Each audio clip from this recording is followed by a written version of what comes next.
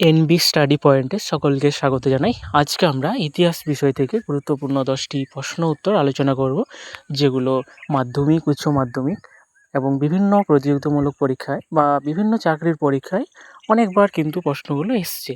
তাই প্রতিটি প্রশ্ন কিন্তু খুব গুরুত্বপূর্ণ। তো দেখো, 1 নম্বর প্রশ্ন, কোন মুঘল সম্রাট তাজমহল তৈরি করেন? এটা সঠিক উত্তর অপশন বি, শাহজাহান। তারপর দেখো, আকবরের স্ত্রীর নাম কি? তো আকবরের স্ত্রীর নাম হলো সঠিক উত্তর অপশন এ, যোধাবাই। তারপর দেখো, মোপালা বিদ্রোহ কোথায় সংগঠিত হয়েছিল? তো এটা সঠিক উত্তর হচ্ছে অপশন সি, কেরালা। পরবর্তী কোশ্চেন, ইন্ডিকা কাব্যগ্রন্থটির রচয়িতা কে? তো এটা সঠিক উত্তর হচ্ছে অপশন এ, মেগাস্তিনিস।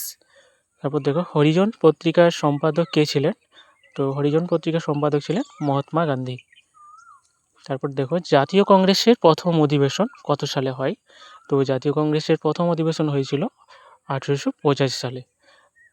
তারপরে, সম্রাট অশোক কোন বংশের রাজা ছিলেন?